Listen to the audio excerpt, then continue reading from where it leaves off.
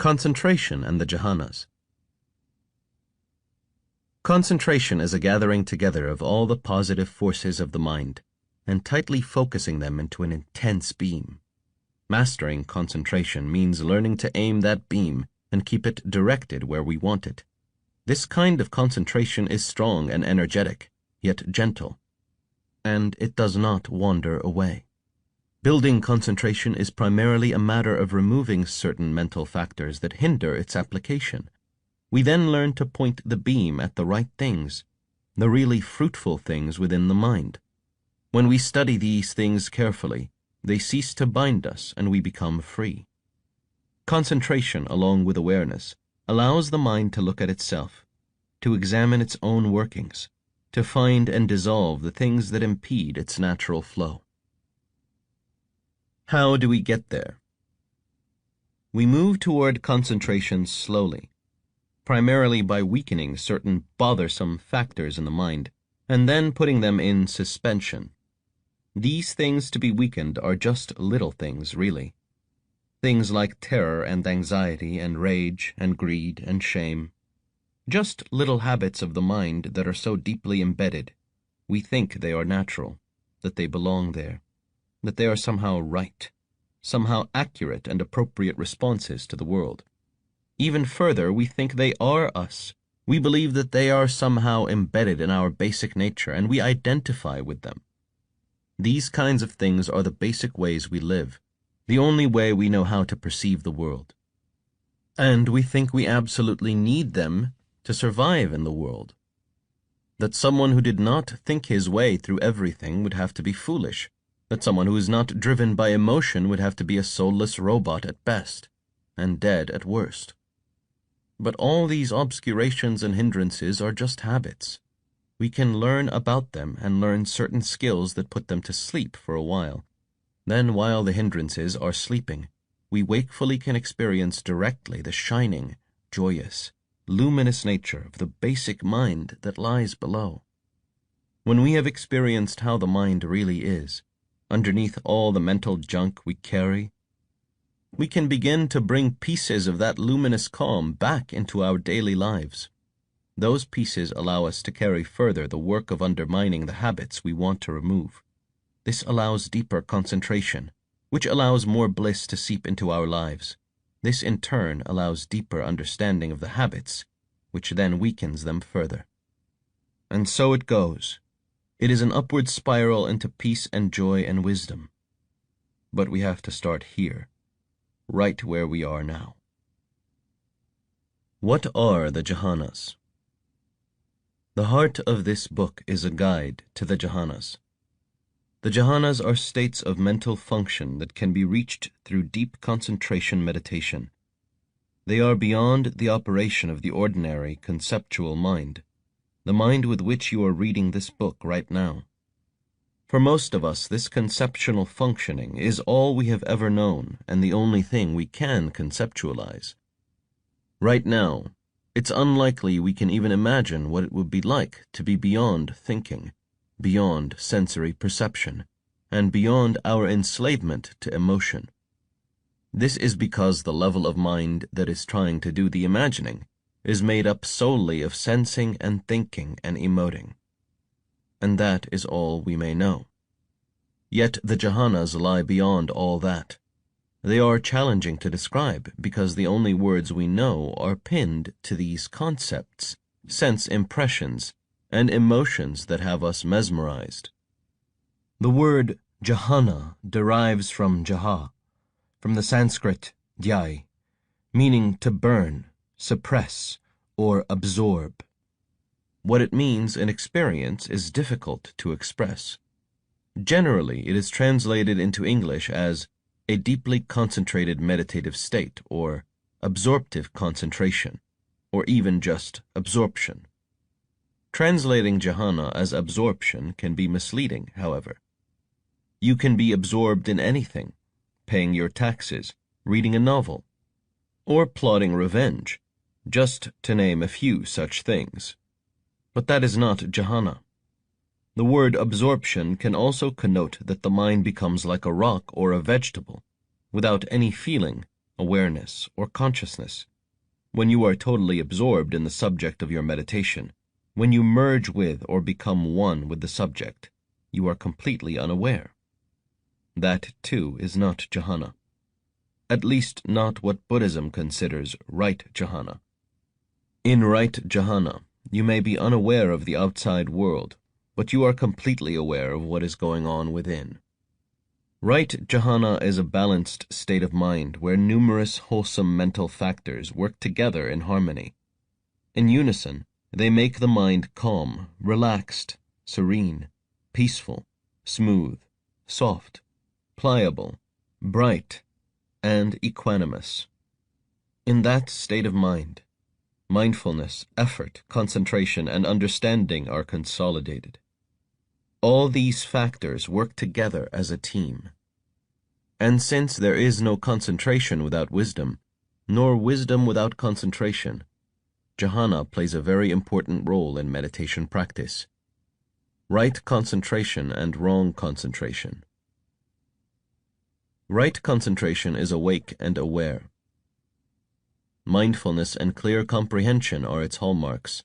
The mind may be paying no attention to the exterior world, but it knows exactly what is going on within the state of jhana. It recognizes the wholesome mental factors of jhana without processing them in words, and it knows what they are and what they mean. Mindfulness is the precursor to right concentration. Jhana comes about through restraint of the hindrances. You must have mindfulness to recognize that a hindrance is present in the mind so that you can overcome it. Mindfulness before jhana carries over into mindfulness within jhana. In addition to mindfulness, clarity, purity, faith, attention, and equanimity must be present in right concentration. Wrong concentration is absorption concentration without mindfulness. It is dangerous because you may become attached to the jhanic state. If you realize that what you are doing is wrong concentration, you should come out of it as quickly as possible. The habit is alluring and deepens easily. It is best not to attain wrong concentration at all. How do you know your concentration is wrong concentration? One indication is that you lose all feeling. There is still feeling in right jhana. It is subtle, but it is present. You lose all feeling only when you have attained the highest jhana, known as the attainment of cessation of perception and feelings. Until such time, you certainly have feelings and perceptions. There are false states in which it appears that you have attained this level. If, when you sit to meditate, your body becomes relaxed and peaceful, you lose the sensation of your breath, you lose the sensations of your body, you cannot hear anything. You should realize that these are sure signs of heading towards sleepiness, not toward the bright wakefulness of jhana. In a moment you will be snoring away, figuratively, if not literally, too. If you don't feel anything at all, you are not in right concentration. You can stay in such incorrect absorptions for quite a long time. Not only Alara Kalam has faith, energy, mindfulness, concentration, and wisdom. I, too, have faith, energy, mindfulness, concentration, and wisdom. The Buddha said this to Alara Kalam and repeated it to Uda Karamaputta. These two men were his former teachers. They had faith, energy, mindfulness, concentration, and wisdom, but not the right kind. What is the difference between the right kind and the wrong kind? His teachers' qualities were not based on right understanding. They had a strong faith in their own tradition. They had faith in joining their souls with the Creator. They used their effort, mindfulness, concentration, and wisdom toward realizing this goal. These are goals that promote a further sense of self, and therefore more clinging and more suffering. Therefore their faith, effort, mindfulness, concentration, and wisdom are considered to be of the wrong type. Ordinarily, when the mind is not concentrated or gains wrong concentration, the notion of self arises. The Buddha's former teachers got stuck in this problem, and this was the breaking away point for the Buddha. He had been going from place to place and from teacher to teacher in search of truth. He ended up with Alara Kalam and Uda Karamaputta. Both of them taught him to meditate and gain the highest immaterial jhana. Fortunately for all of us, he decided for himself that more was possible. These two highly attained meditation teachers could not proceed beyond the highest level of immaterial jhanic concentration into complete liberation. Their concentration did not have right mindfulness or right understanding. They thought what they saw was an entity, a soul, a self, which they thought was eternal, everlasting, imperishable, immutable, and permanent. Right mindfulness would have shown them the truth of selflessness. Concentration without right mindfulness and right understanding is wrong concentration. Concentration and mindfulness. There is an essential relationship between concentration and mindfulness practice. Mindfulness is the prerequisite and the basis of concentration. Concentration is developed and strengthened through serenity and non-confusion, and mindful reflection upon them. Stated somewhat simplistically, you develop concentration through mindful reflection within a serene and unconfused state of mind. And what are you mindful of? You are mindful of the state itself, the very fact that it is serene and unconfused. As jhana practice is developed, mindfulness gradually increases. Mindfulness is used to develop your concentration, and it is used within the concentrated states to lead to liberation. The most important results of right concentration are the four mundane jhanas, without which right concentration is not complete. Right effort and right mindfulness join together to allow right concentration to reach completion. It is this kind of right concentration that shows us things as they really are. Once you see things as they really are, you become disenchanted with the world of suffering and with suffering itself. The disillusionment with suffering thins down desire, and some amount of dispassion arises. Withdrawn from passion, the mind is liberated from desire. This leads to experiencing the bliss of emancipation. Right concentration and right mindfulness always grow together. One cannot be separated from the other. Both concentration and mindfulness must work together to see things as they really are. One without the other is not strong enough to break the shell of ignorance and penetrate the truth.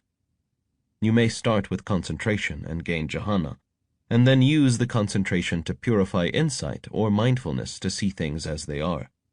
Or you may start with mindfulness, then gain concentration to purify mindfulness, so that you can use this purified mindfulness to see things as they really are. Clear comprehension.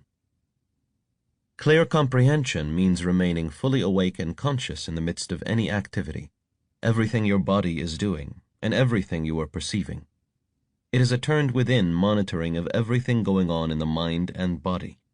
Clear comprehension requires bare attention, bare in the sense of stripped down or nothing added over top, to assure that you are mindful of the right things and mindful in the right way. It is a quality control factor that monitors what is being noticed and how the noticing is taking place. You must direct this full, clear, bare attention especially to four things. The purpose of concentration. You do it for liberation through seeing the anicca, pronounced anicca, impermanence, dukkha, suffering, and anatta, no fixed self, selfless nature, of all we experience. We will explore these three marks of existence in much more detail in Chapter 7. You make mindful efforts to grasp the purpose of gaining concentration. You are trying to gain concentration in order to understand things as they really are.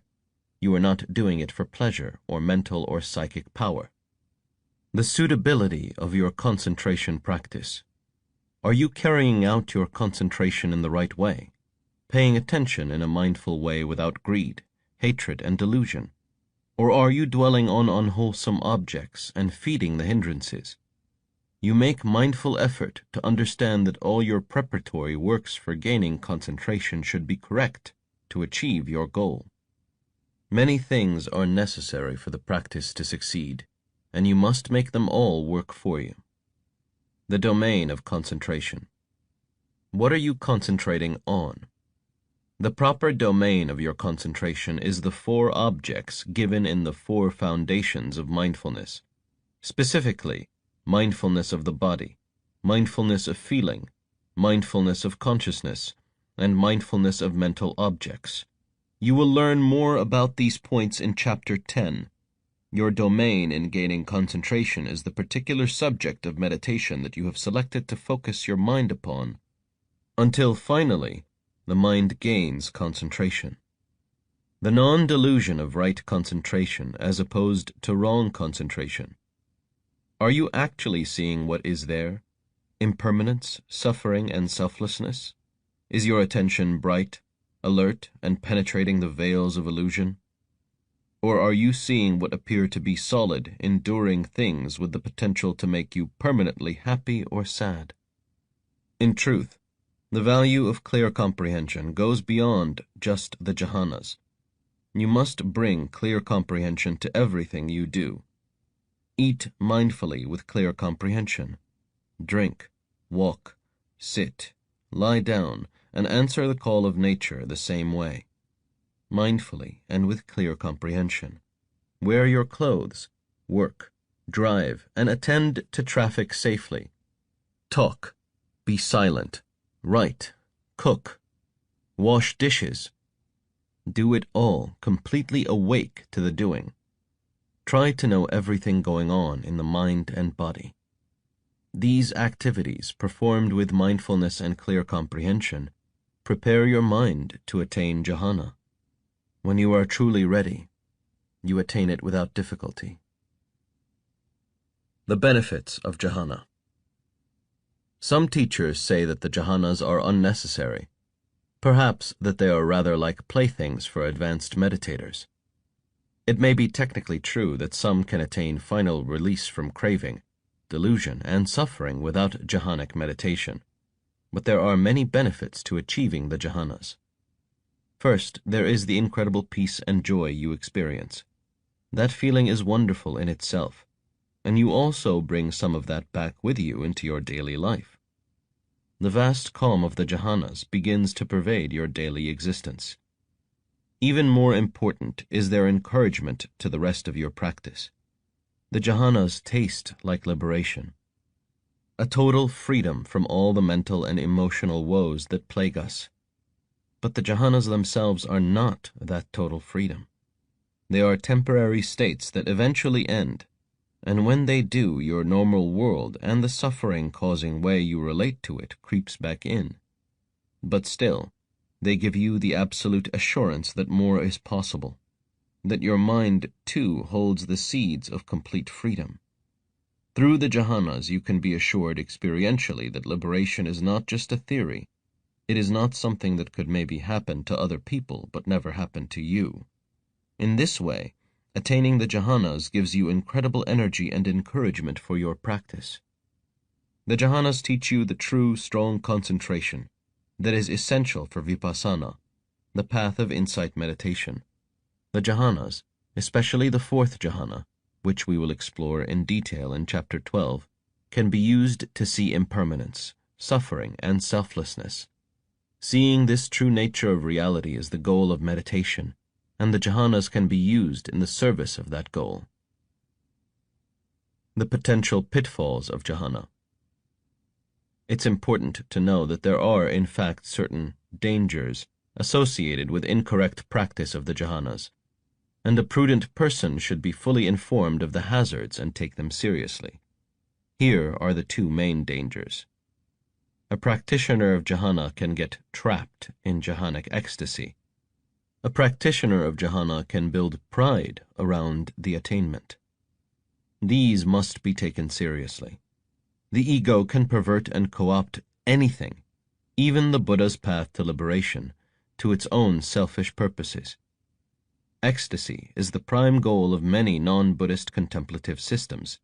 You concentrate on something, an image, a scripture, a sacred stone, and you flow into it. The barrier between self and other dissolves, and you become one with your object of contemplation. The result is ecstasy. Then the meditation ends, and you are back to the same old you, in your same old life, and same old struggles. That hurts, so you do it again, and again, and again, and again, and again. Buddhist meditation is aimed at a goal beyond that, a piercing into the truth of your own existence that dispels the illusion and gives you total, permanent freedom. It is a bit like a railroad track.